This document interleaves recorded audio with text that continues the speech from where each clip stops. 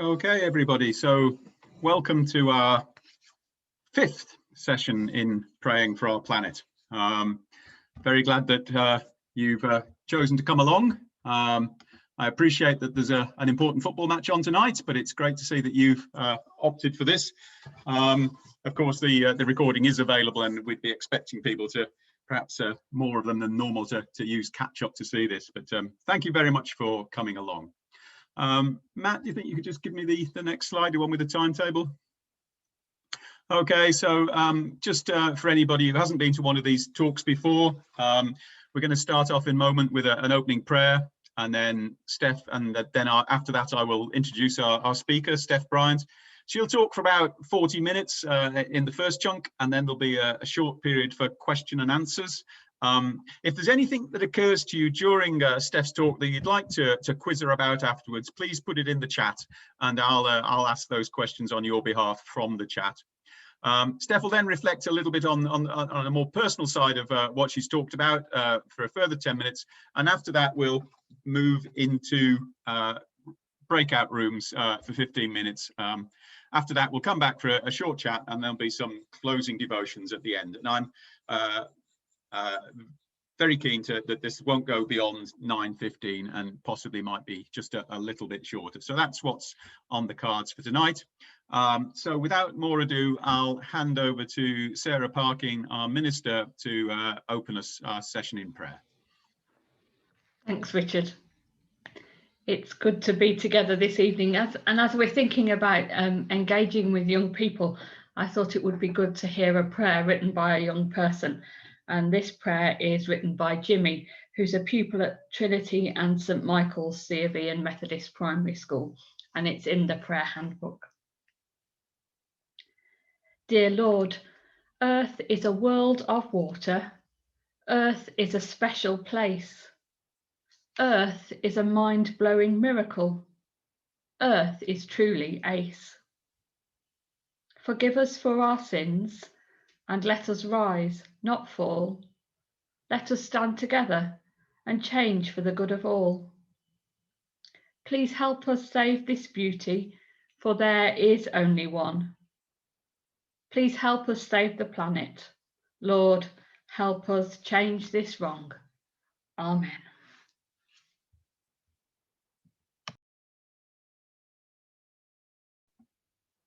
Thank you very much, Sarah. So it's with great pleasure that I introduce our speaker this evening, Steph Bryant. She's co-director of the Youth and Schools programme at the Faraday Institute for Science and Religion, which is an organisation that's based in Cambridge. And in this, she's got three strands to her job. First of all is that she runs workshops for children and young people. She also trains teachers and other influences, and she produces books and other resources. And just to give her a plug for the three children's books she's recently come up with: God Made Animals, God Made Space, and God Made the World. And thoroughly recommend, if you've got young kids, they're great books to use with them. She did a first degree in natural sciences and then spent a period on various conservation and communication projects, including studying wolves in Bulgaria and frogs and salmon in Canada, and working with local communities and landowners to reduce the conflict between humanity and wildlife. She's been fascinated by the interaction between science and faith, and was previously coordinator of the God and the Big Bang, that's the Church of England's School Science and Faith Communication Project. She enjoys working with young people and is passionate about both encouraging them to engage with the climate and the issues, and also supporting them as they recognise the enormity of this crisis that they're going to have to deal with over the course of their lifetimes. So I'm delighted that Steph's agreed to talk to us this evening, and I'll hand over to her. Thank you very much. Wonderful, thanks. Now I'm going to do that super slick thing where I try and share my screen sensibly.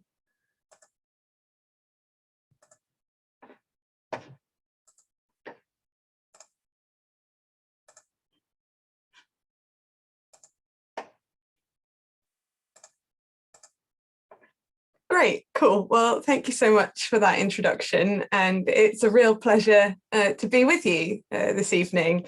I grew up in Wilmslow, so I do miss Manchester, and it's nice to be magically talking to you from Cambridge.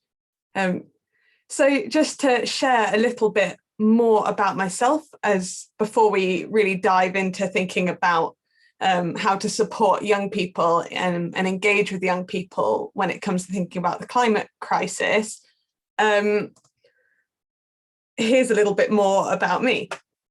So who am I? Basically, the bottom line is that I grew up loving nature. My family are very outdoorsy people, and they always encouraged, or at least put up with, my curiosity about nature and particularly animals.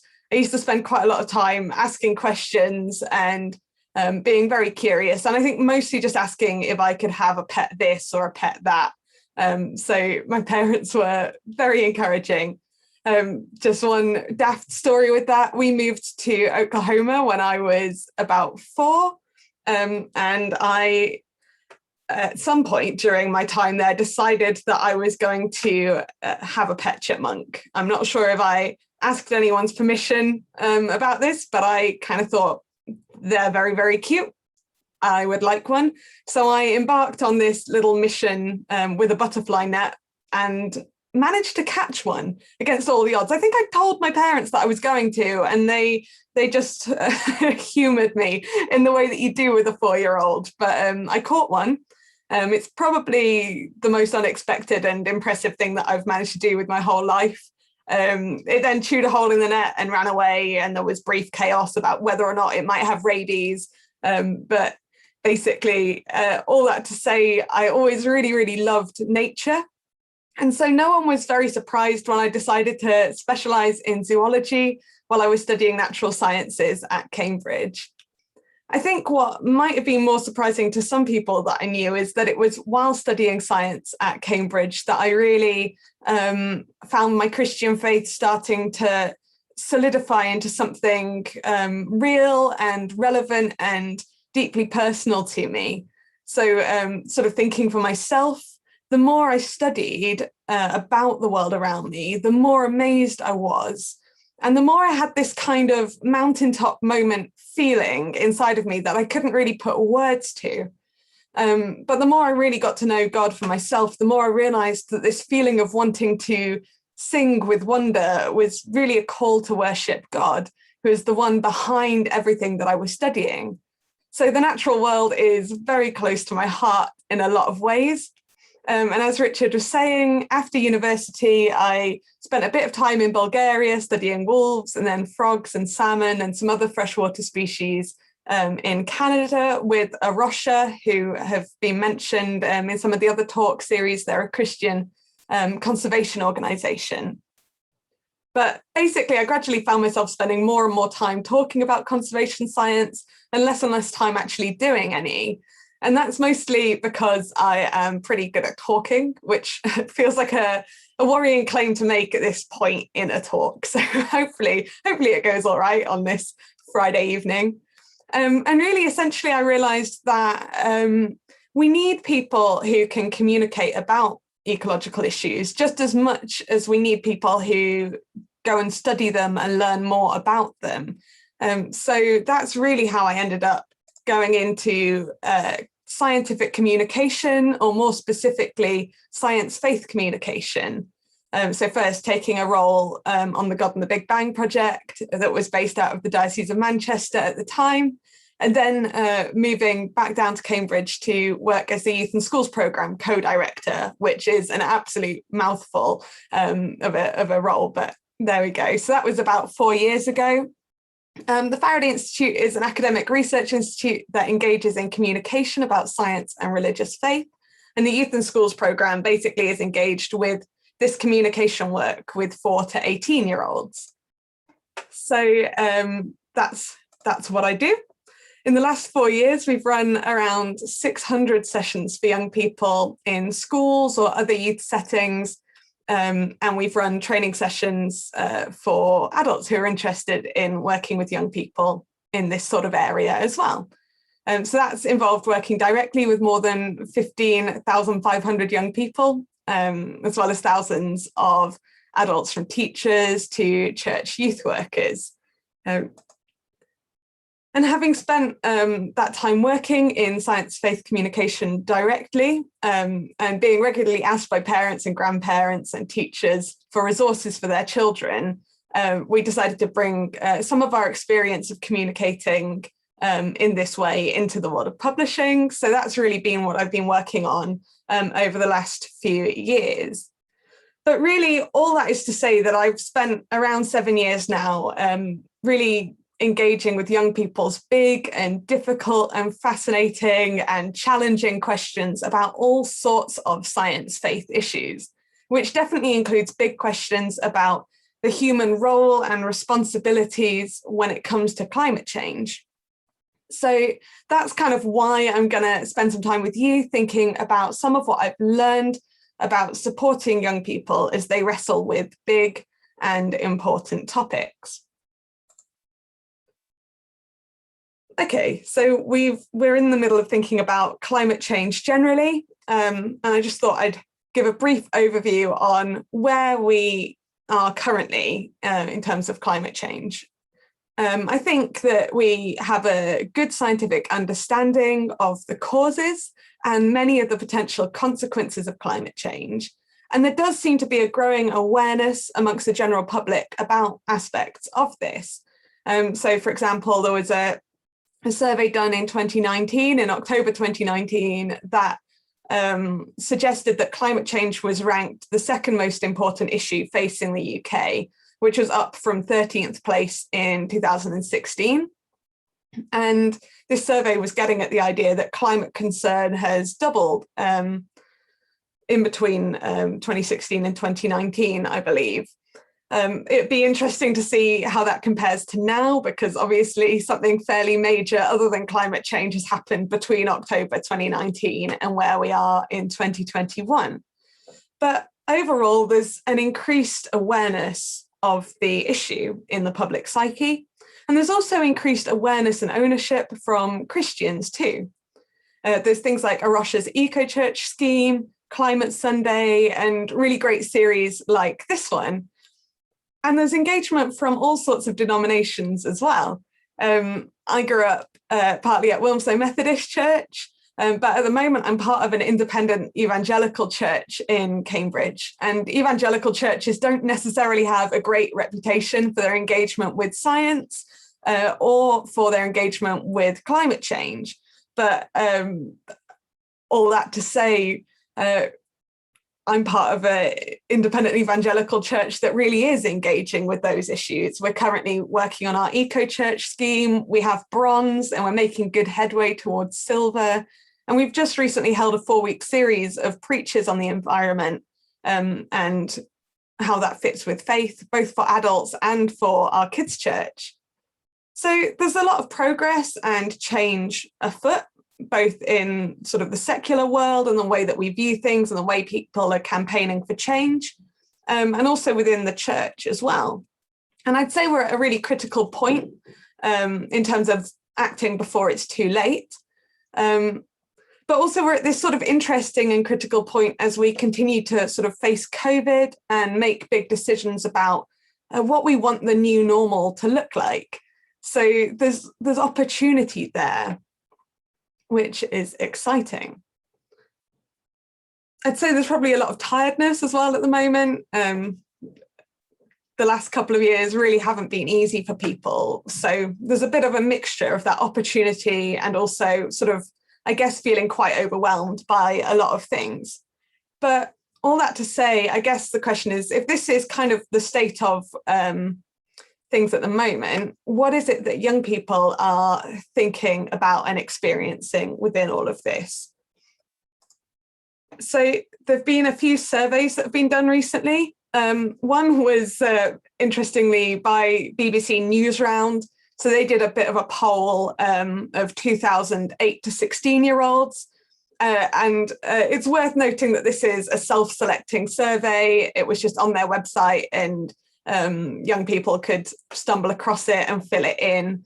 And so it's quite likely that a lot of the people who did fill this in are the young people who are particularly concerned. But I would say that having had a look at some of the views that were expressed, I can say it is echoed by some recent peer-reviewed studies done in the US, and also a survey done by Tear Fund and Youthscape. So these views are not uncommon. And some of the headlines are things like 80% of 18 to 16-year-olds who were surveyed said that the problem of climate change was important to them. And 73% of them said that they were worried, and 22% said they were very worried, actually. So that's 73 with 22 included within that, not an additional 22.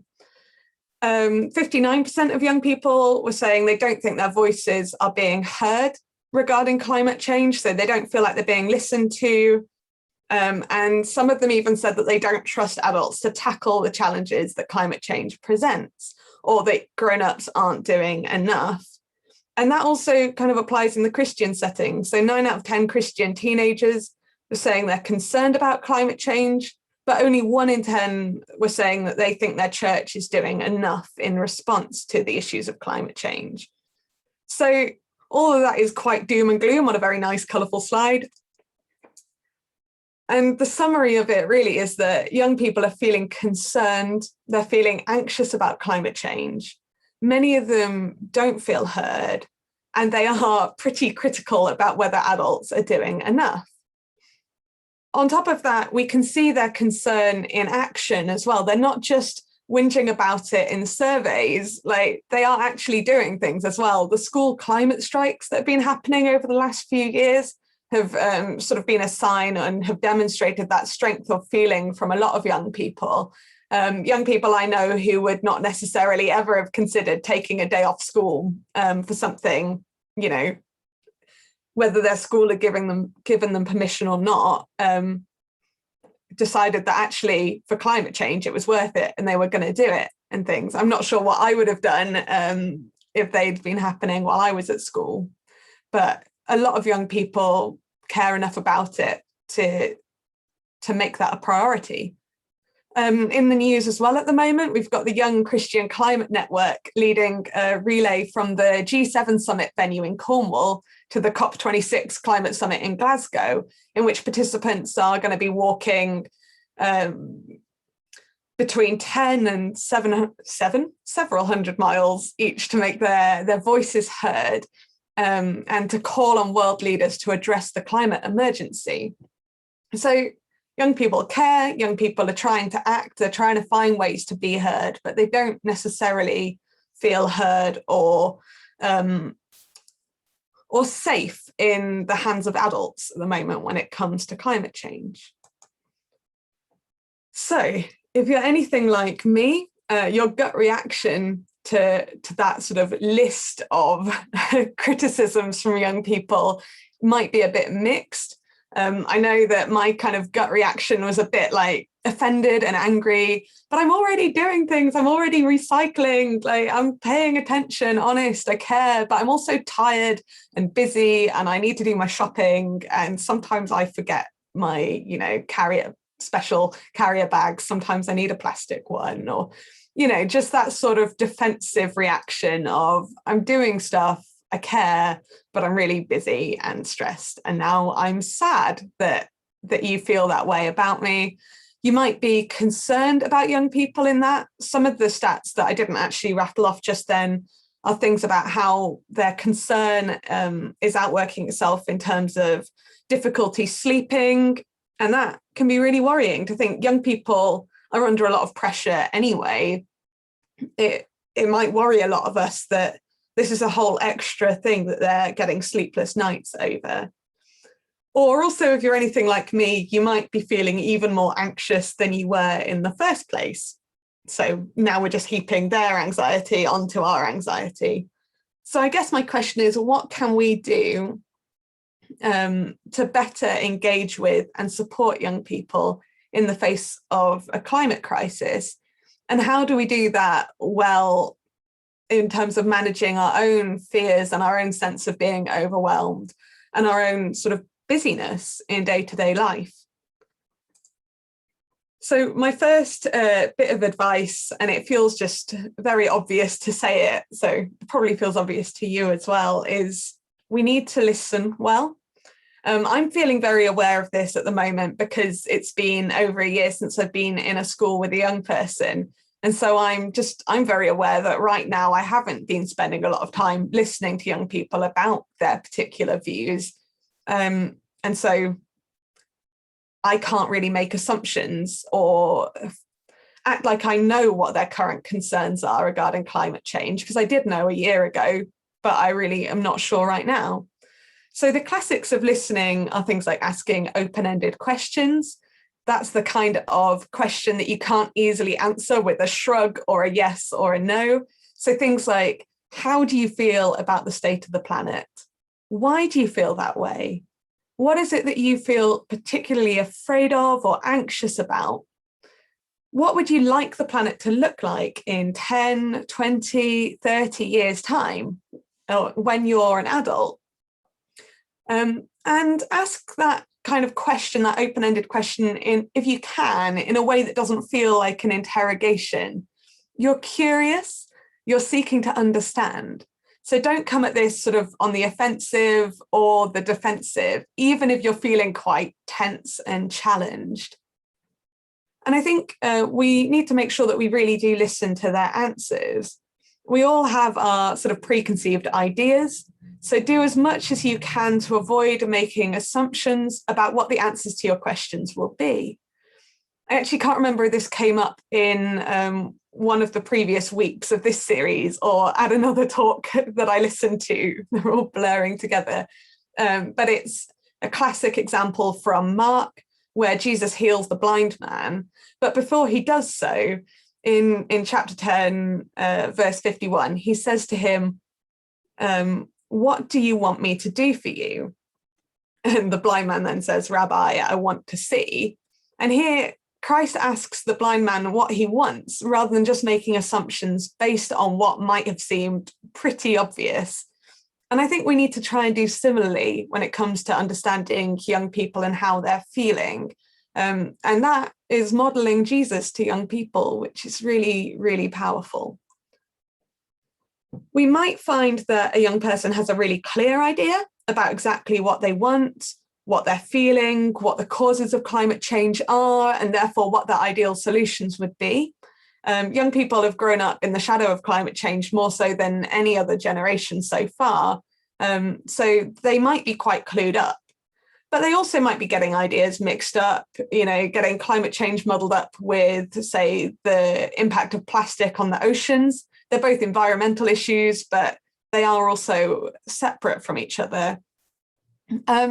So I think it's really important that we don't put the burden onto young people to have all the answers or to be fully clued up before we listen to them or validate them and their dreams, their fears, their hopes, and their ideas.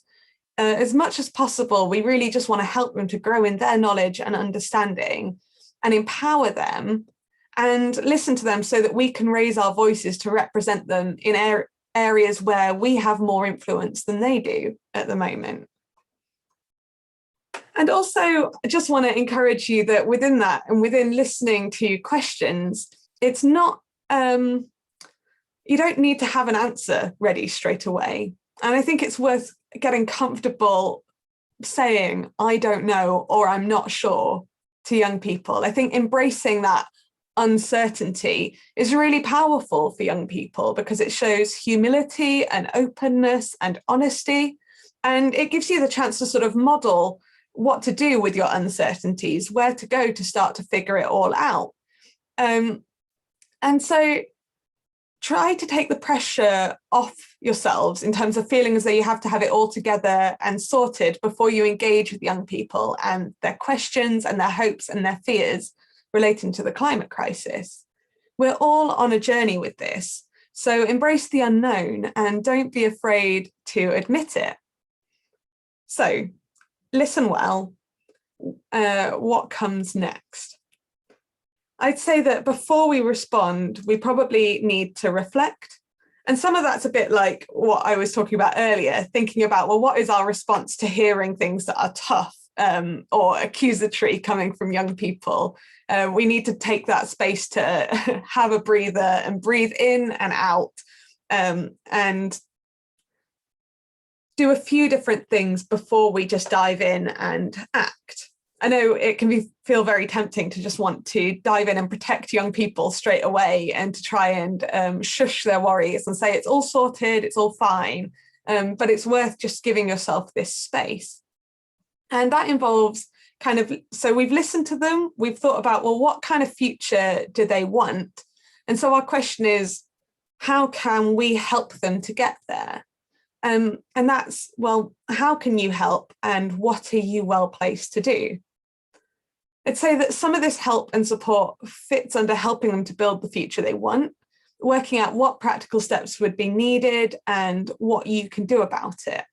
And so in summary, I'd say reflect, and then we need to work out how to act in our own life to align with this future that young people would like and a planet that they would like to inherit from us. So we've already had some talks in this series about what we can do. So I'll try and go through this relatively swiftly, but no one is asking you to be something that you're not in working out what to do and how to make a positive difference in your own life. We don't need everyone to become a conservation scientist. So working out what we can do in our own lives to care for the environment is really all about asking, who am I? What do I have in my hands? And how do I use that well? So how do I steward who I am and what I have, the resources available to me at this time? For some people, the call to care for God's creation is going to look like a vocation, something they pour a huge amount of time and energy and training and expertise into, like some of the people that we've been hearing from during this series.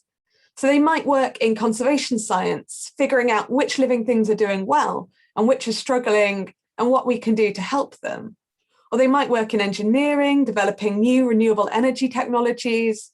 They might become a politician or a political campaigner with a focus on policies that have a global and environmental mindset. They might be an artist or a writer whose work educates or produces an emotional response in people, encouraging them to act. Or it could look like something else entirely. But essentially for them, this call to care is a specific focus of the way they serve God with their life. But for the rest of us, this is going to look like just one of the many ways in which we try to sort of align our attitudes and our way of life more fully with God's will. And just like any other part of our life where we realize that some of our actions or inactions are not as pleasing to God or as representative or honoring to God as they could be, it's really about taking little step-by-step actions to get more centered on God and what he wants for his people and his planet. So even if this isn't our vocation, taking good care of God's planet is something that we are invited and even commanded to engage in as God's people. And a big part of that is recognizing that we have a voice and a vote that we can put to good use. We have the power to change the way that things are done through our political engagement, the energy and resources we use, the food we eat, the products we buy. So this might not be our day job, but we can each have a real impact.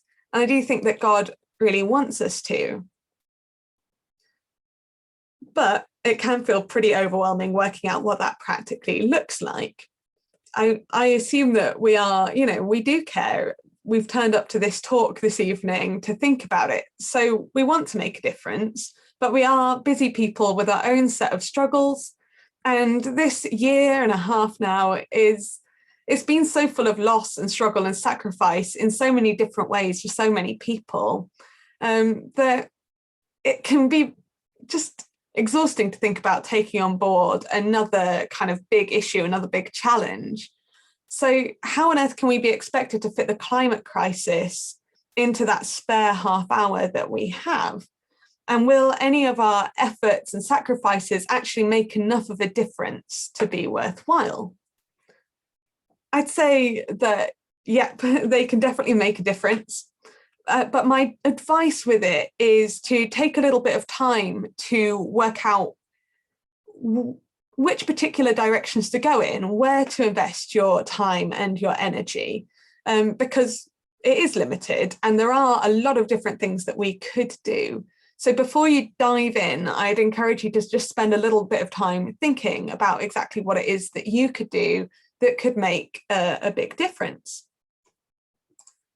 And in terms of figuring out exactly what kind of direction to go in, there's this slightly intimidating slide here.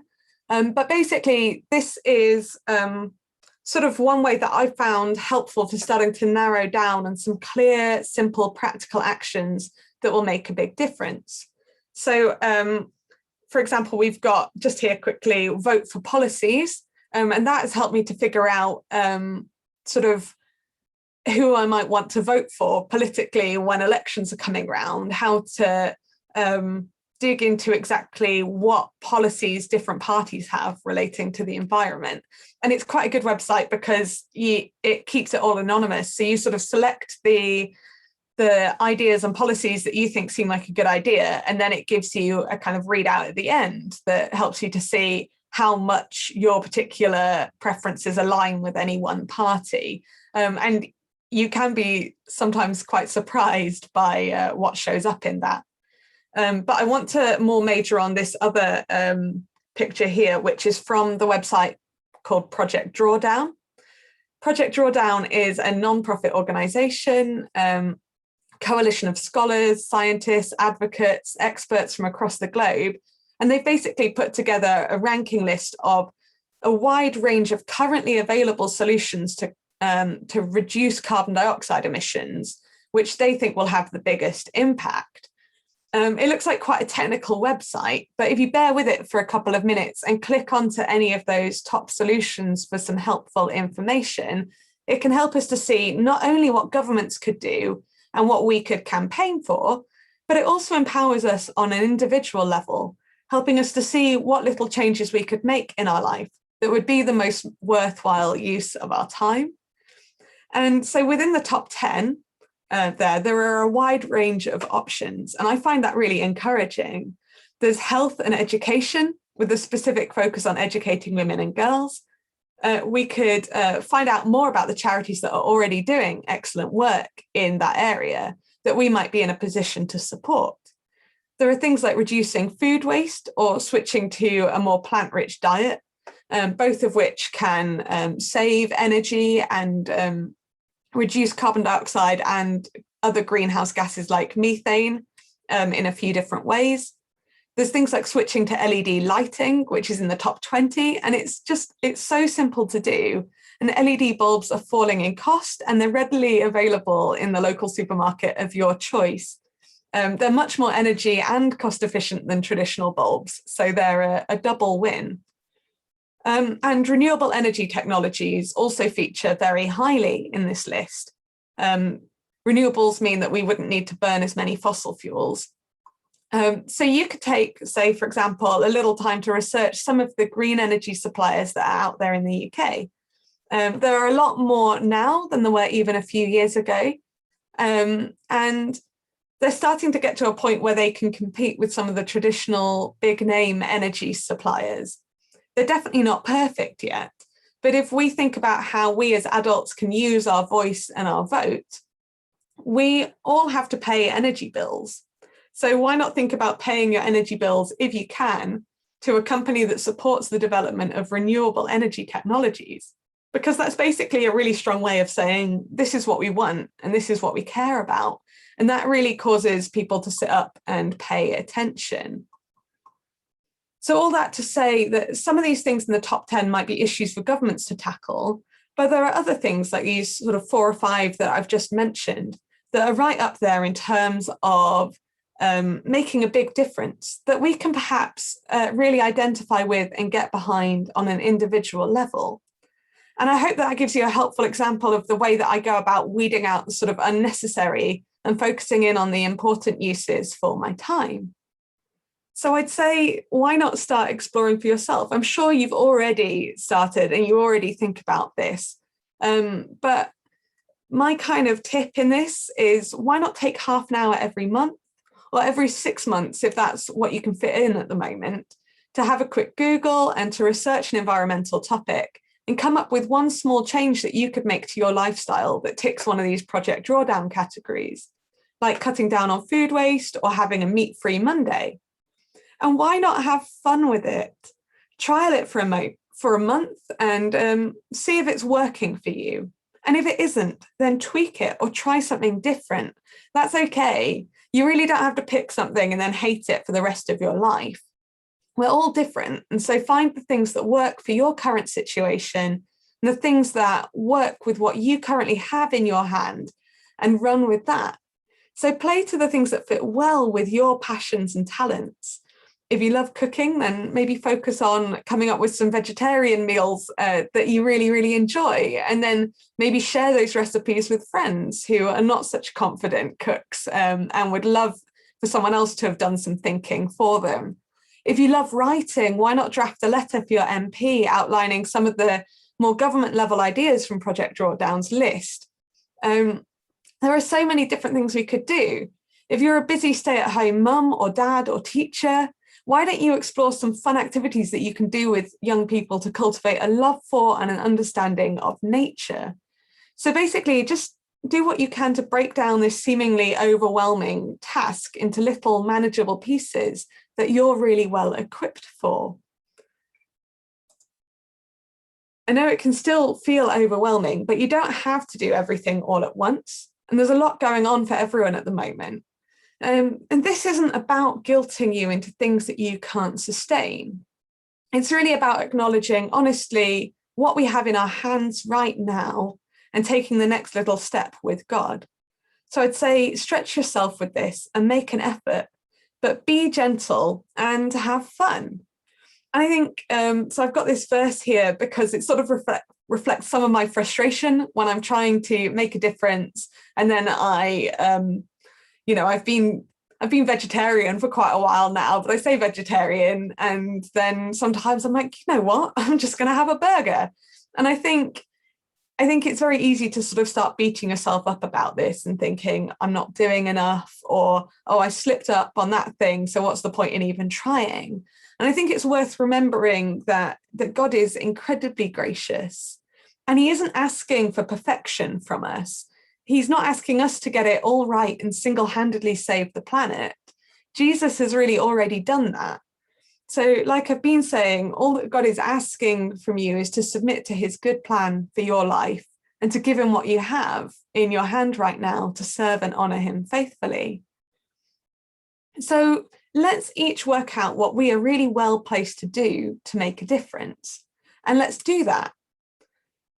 I think the reason that I'm going on about this basically is that I think embarking on that journey for ourselves and doing that legwork puts us in a strong position to help young people to do the same. We can help them to negotiate some of their sort of uncertainties, their sense of feeling overwhelmed. And it can also help us to help them manage their fears. So that brings us back to sort of reflecting before we act. I've talked about how we can support young people by listening to their answers about what future they want, and then thinking carefully about how we can practically help them get there, which involves us also thinking practically about what can be done. And there's another sort of strand of this supporting young people, which is supporting them by helping them to manage their fears and their kind of eco-anxiety. And for that, we need to, again, listen to what their concerns are and then think about how we can help them to manage these fears. And again, a big part of this is going to be facing our own fears and working out how to navigate them. There's a lot of hopelessness and fear about the climate crisis. And honestly, sometimes I can't even watch the trailers for David Attenborough documentaries because I can't bear to look at the beautiful creatures that we might lose from the planet. I find that just too painful sometimes. And the statistics that are out there can be frightening and even paralyzing. But as Christians, we can bring a unique hope to the situation and the solutions. And it's a hope that's grounded on real and concrete foundations, not just a sort of vague hope that things might one day get better, but this hope that we know that God is the one who holds the victory over death and brokenness and suffering and evil. We know that he's the God who made and sustains and cherishes the entire universe. We know that he's with us and that he's on our side and that he's invited us to join in taking care of the planet. So all of these things, alongside the certainty that I have that one day God will make everything new and better than I could ever dream of, is the kind of hope that helps me to get out of bed every morning and face my own fears. And it gives me the courage to have a go and risk failure and keep trying. So if we can find the way to live out this kind of hope actively in the here and now, with honesty about what we're afraid of, then that will really help us to help young people with their fears as well. So when it comes to helping young people with their fears, I think some really important things are to avoid dismissing or downplaying their fear and their voice. I think it can be easy to kind of write off their school protests, for example, as troublemaking or just trying to get a day off school. It can be easy to want to respond with, oh, you just don't understand. And it can be easy to try and want to protect them by saying things like, oh, don't worry, that's not for you to worry about. Or, oh, it's not as big a problem as everyone is making out, or it's not as big a problem as you think it is. Maybe they don't understand things fully, but if they don't, then help them to engage with this by exploring questions like, are those concerns really valid? And helping them to unpack the current evidence. If their concerns are a bit skewed or blown out of proportion, rather than fobbing them off with a don't worry, can you instead honestly and openly help them to see why they don't need to worry about this? So just a silly example for me, I loved science, as I said, growing up, and I had this wonderful encyclopedia with beautiful pictures in, and I managed to read something about how often little tiny space rocks get through the Earth's atmosphere. And there was this story in it about one that hit a lady's house once. And I just instantly became convinced that would happen to us, that it must be a thing that happened all the time. And I was just really afraid every time I heard a plane or anything, and growing up near Manchester Airport, that was a bit problematic. I was just convinced that was an asteroid coming for us. And that needed my dad and my mum, I think, to sort of just gently kind of get across the idea of probability to me, the likelihood of things happening. So kind of the difference between what I perceived was the risk and what the actual risk was.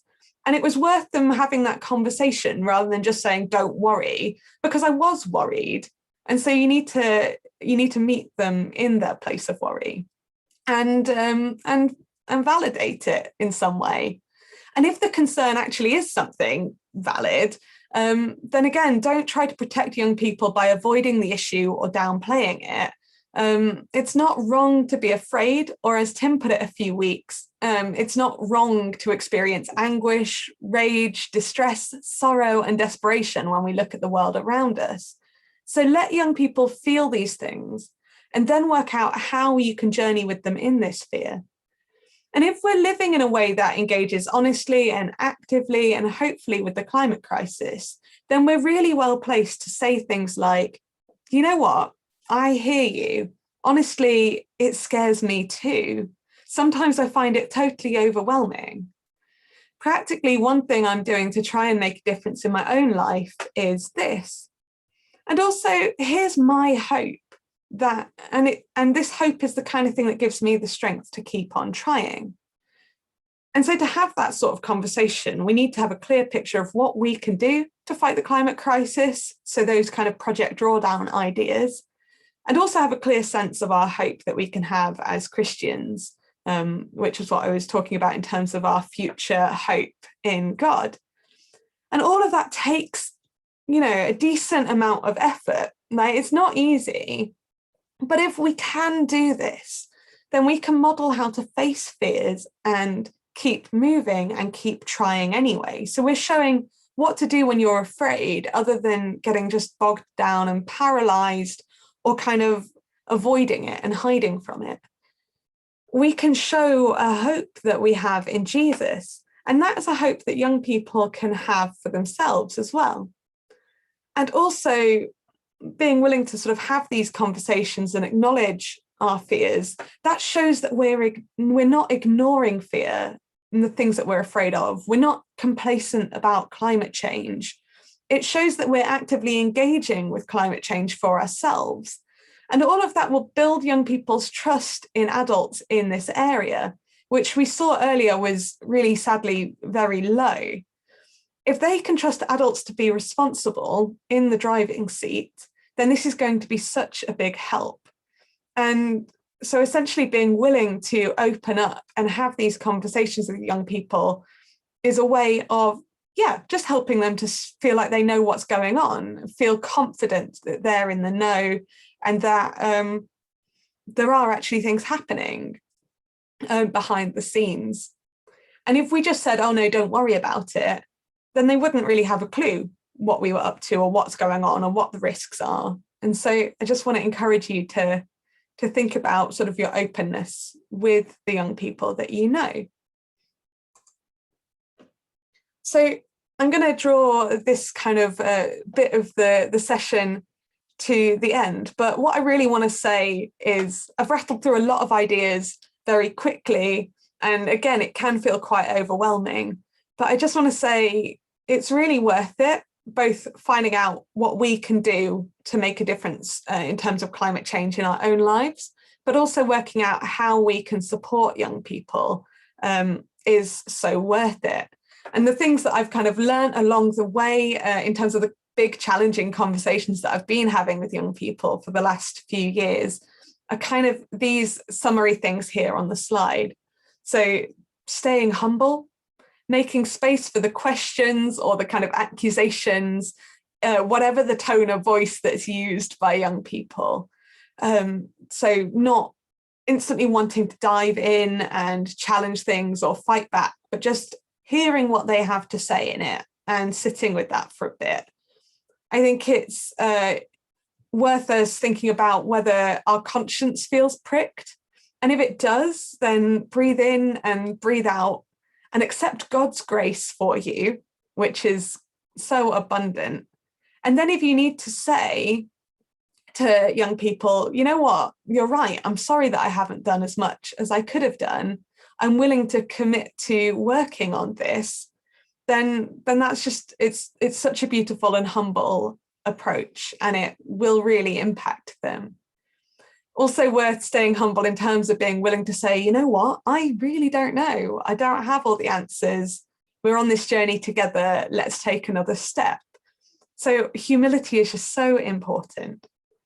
The next very, very important thing is trusting God with our fears and with the fears that young people have, and really letting him in to those places where we are feeling anxious and unsure, because he is big enough to handle difficult questions and doubts and challenges. And he really, really loves us and the young people that we're interacting with. And he really is the most important hope that we can have. It's worth us figuring out what we can do to act. And within all of that, just enjoy that this is an ongoing process. There's always more to know. There's always more that we can do. But that's life. We're all wonderful works in progress. So in terms of helping young people think about the climate crisis, give yourself the space and the grace to keep exploring openly and honestly. And I really do believe that all of these things can make a really powerful difference to the lives of young people. So thanks so much for listening. That's all I've got to say for now.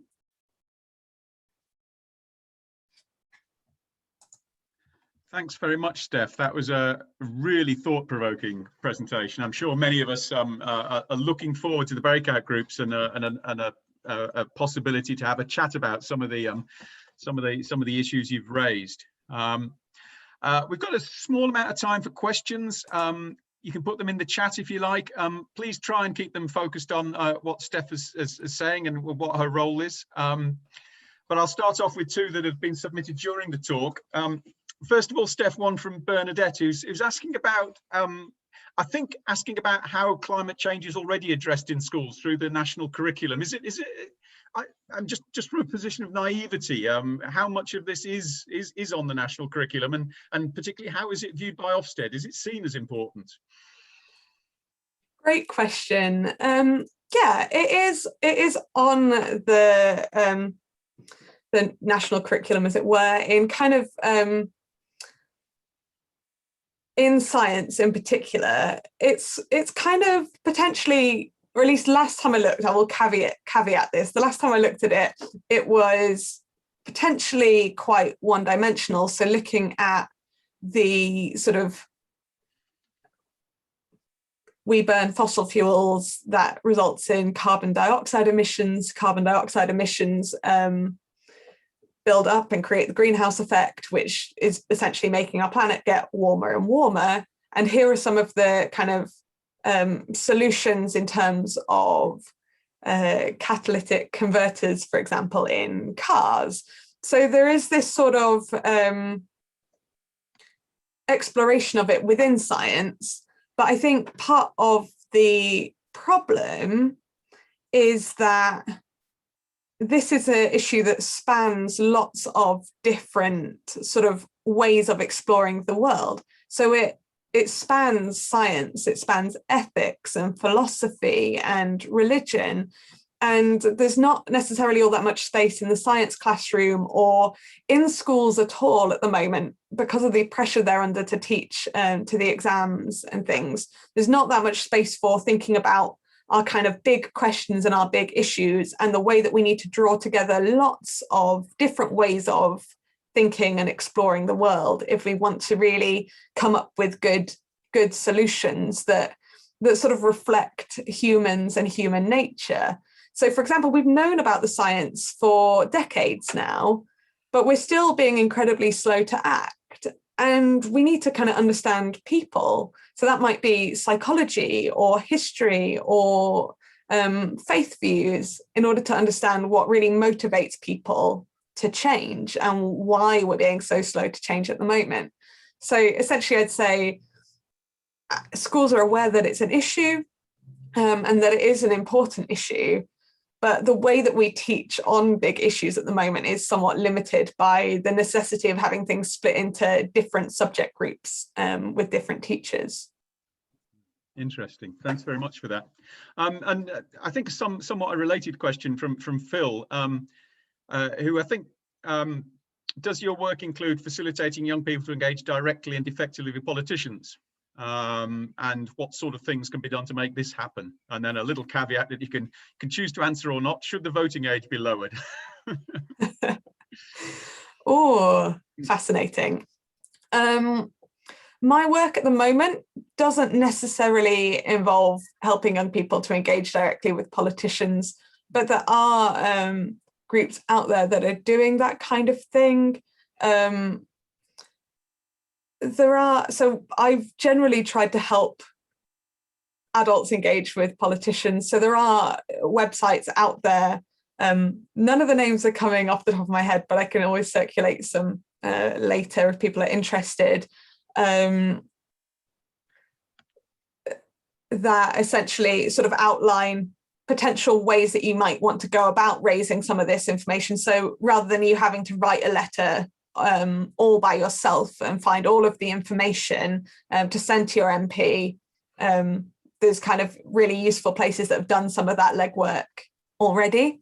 So that's one thing that I think could help young people as well. They're just as capable of sending an email. And so that's one bit of kind of, if I was working with a young person and they were asking me how could I engage directly with politicians, that is one thing that I would do.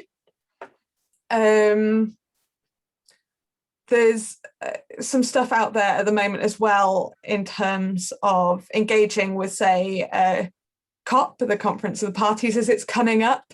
I I can see things here about the voting age as well. I do think that's a really, really interesting and important question. Sorry, I've just sort of just switched there. I think, yeah, it's interesting. Young people are aware of these issues, they have opinions, and their opinions are not necessarily being reflected in terms of the way that voting goes in England. So I can understand their frustration and their feeling of not being heard in this. I might not dive too deeply into any more of the politics with that, but I do think that even if the voting age isn't lowered, all of us here can vote, and we can all listen to young people and listen to their views, and we can vote with that future mindset in terms of what will help them out rather than what will help us out. And we often, as humans, I think it's very easy to get stuck in this here and now mindset. That means that we make decisions that will make our immediate future easier or a bit better. But if we can hold that sort of future hope in mind, in terms of we're not just making decisions that will benefit us now on earth, we're making decisions that try to honor and glorify God, then listening to young people and sort of making that sacrifice, if they kind of want things that are not necessarily immediately aligned with our views, we can ask ourselves, should we adapt? Should we vote with their future in mind rather than us in mind? So just Excellent. A question to throw back. It's a fascinating question and an enlightened answer, I think, yes. I have this personal conviction that we should have a voting system that means that the votes of people who've got to live longer count more than those who've got to live less. So I tend to think if I've got 25 years of life left and the youngster's got 50 years of life left, then they should have twice as much voting capacity as myself. But that's unlikely to catch on, I suspect. Before we get dragged down this avenue too much, I think it's about time to ask you to give the second part of your talk, Steph. Great, we'll see what happens.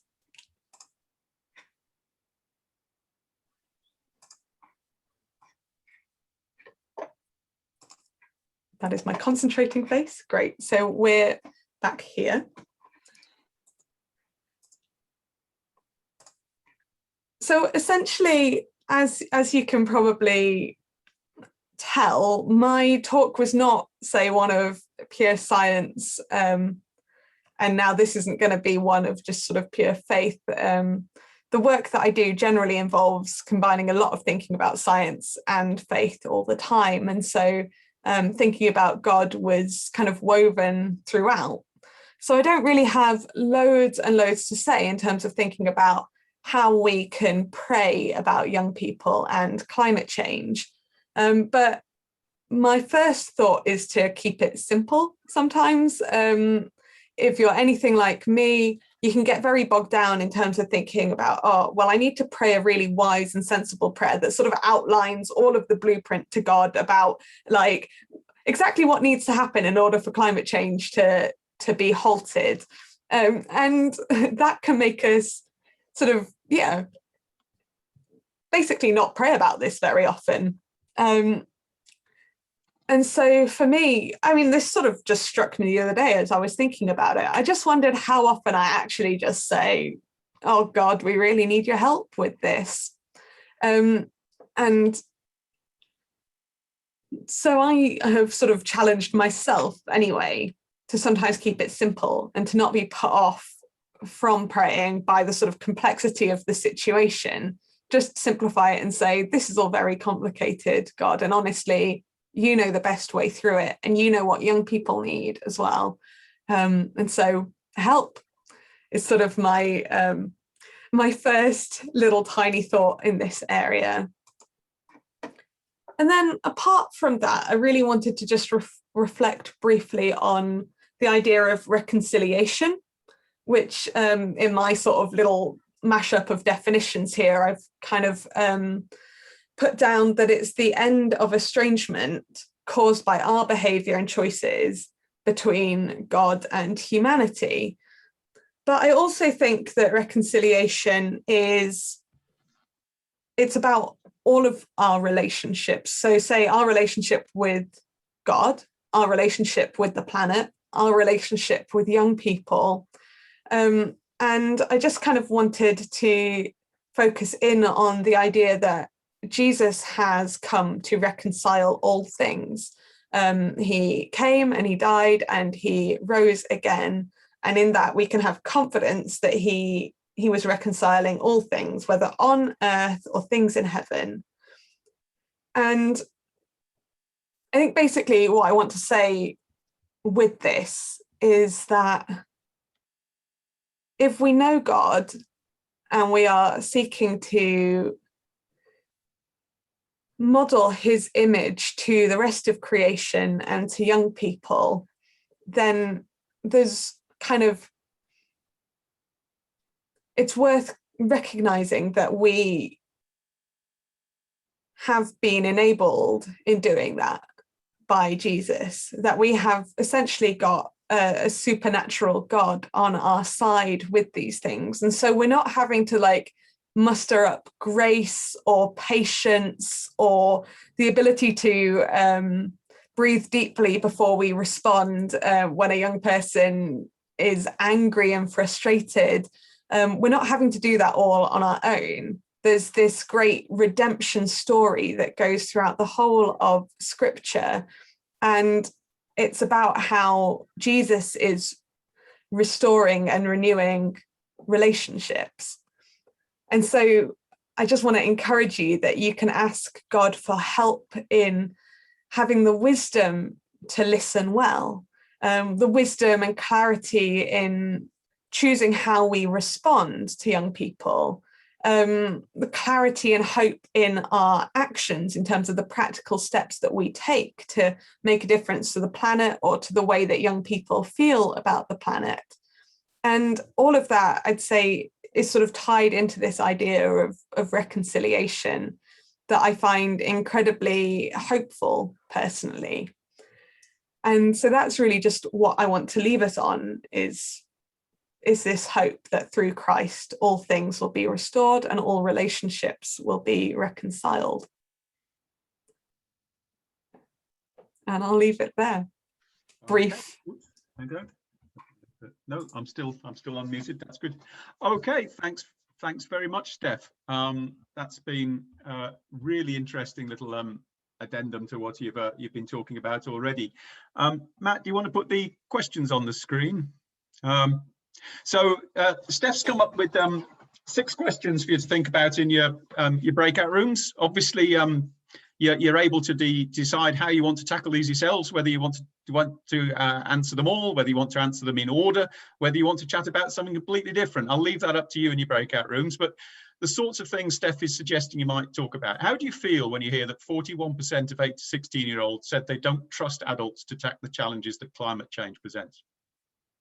How are you feeling about climate change? If you're anxious, how do you engage with your own anxiety? How do you think young people you know feel about climate change? And if you only think what they know, maybe the next time you see them, maybe you could ask them. What are you already doing to help and support them in that? What more can you do to help and support them? And what can you do to build hope in your own life? So I think you've only got 15 minutes, so you'll have to be a little bit sensible in how you divide your time up and think about it. But I'll send you off to breakout rooms now to have a chat about those. If you don't want to join the breakout room, just don't accept the invitation, and you'll be able to join with us in 15 minutes time when we come back for a little bit of further discussion. So Matt, could you invite people to join the breakout rooms? Right, am I unmuted? Yes, I am unmuted. Okay, so thanks very much, everybody. I see you've all come back. Well, not all of you have come back, but quite a lot of you have come back. So I just ask if you'd like to use chat again, are there any things that have come out of your breakout rooms that you'd like to mention, or is there anything you'd like to further ask Steph about?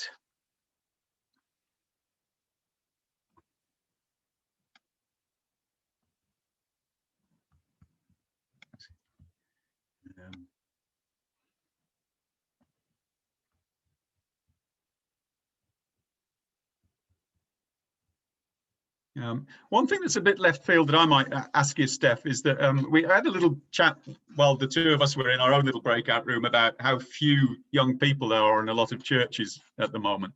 Do you think there's any way in which taking climate change more seriously might provide a bridge for us to reach out to young people? I really do think so, actually. I think there's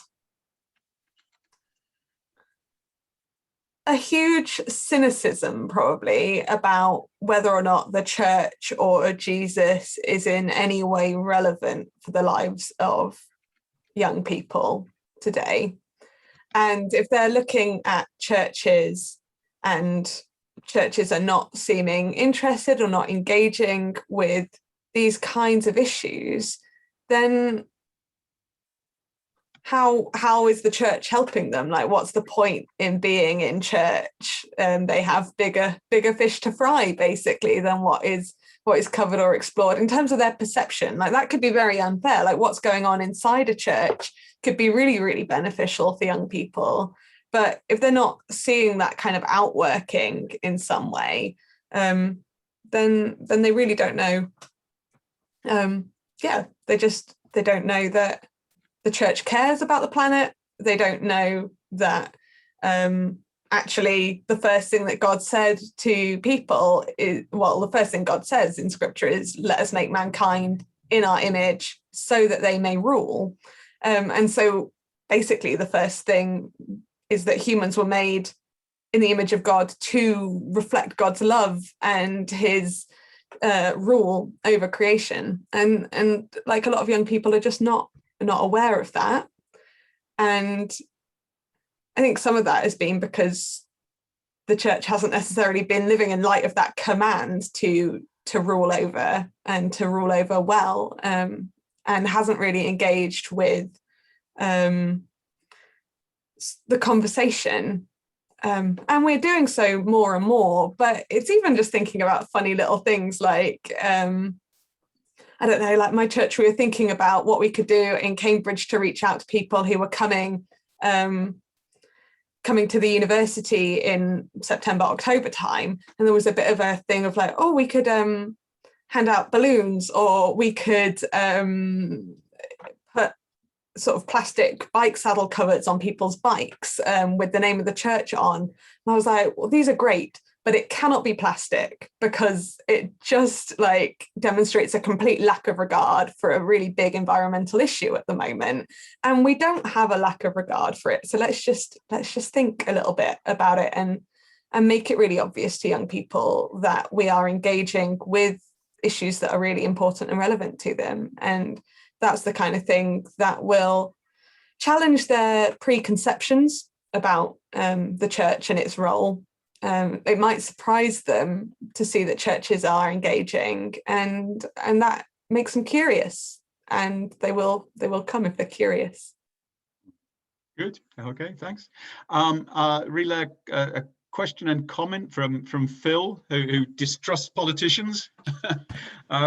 And the question is, how can we save the planet despite them? I mean, can we save the planet despite them, I suppose? Oh, yes, big question. I think that politicians and big companies are in charge in a lot of ways. They're making big decisions about the ways that we engage with climate change, for example. And so we do need them to, I think, in order to have a really big impact, we need sort of political support and backing.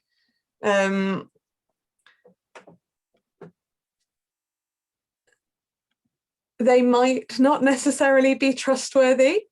I think some politicians go into politics. This sounds hopelessly naive of me, but I do think that some of them want to make a big difference. There was a bizarre statistic that came out in about 2019 that I think it's local councils receive a complaint about potholes every 46 seconds. And it just got me thinking, like, imagine if we complained every 46 seconds to politicians about climate change. Like, I feel like they definitely start taking it a bit more seriously, because if anything, if nothing else, it's irritating to have people constantly going on about it. And so I do think there's some merit in just committing to irritating politicians and making it clear that we will vote for parties based on whether or not they are taking climate change seriously.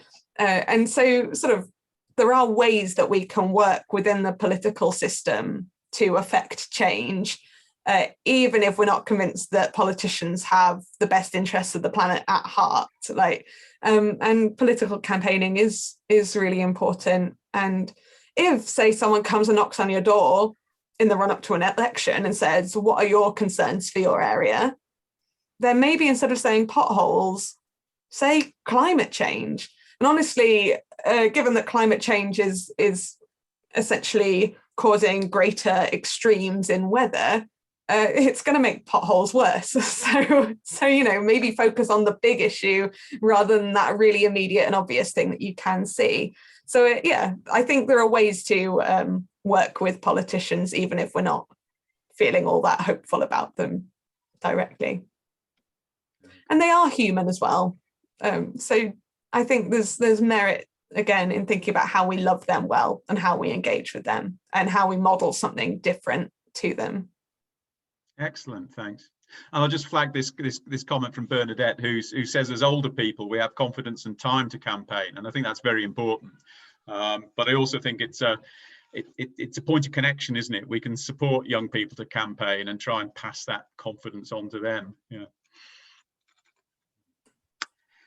Anyway, I'd like to thank you, Steph, for spending all that time with us. It's been great. My great regret about this whole series is that we can't effectively offer you a show of our appreciation through applause.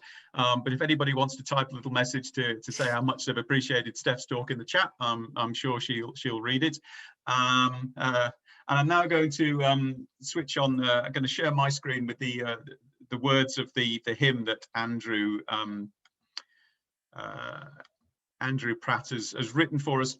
He's got family issues at the moment, so he's written it on the basis of the abstract rather than on what Steph has said. So let's come to our closing devotions and just let's pray through the words of this new hymn. Our view of the stars fosters wonder through grandeur, the sense of a cosmos within God's embrace. From infinite chaos, we've grown on this planet to learn, live, and care, an inquisitive race. We thrive as God nurtures our fragile existence. Our life is related to all life on earth. And each generation must deepen in knowledge, yet guard against arrogance in our own worth. God, give us compassion to live with our neighbours, to value each species, conserve and renew, to challenge those actions that lead to destruction, to cherish and never take more than our due. And these are the gifts we must share with our children: compassionate love and a God-given grace. This love with no limits pervades all creation, from oceans and forests to infinite space, to which we all say, Amen. So it just remains to give a plug for next week's talk. Next week's talk is going to be on Wednesday next week with Cecilia Madupin, who's a lecturer at the University of Manchester.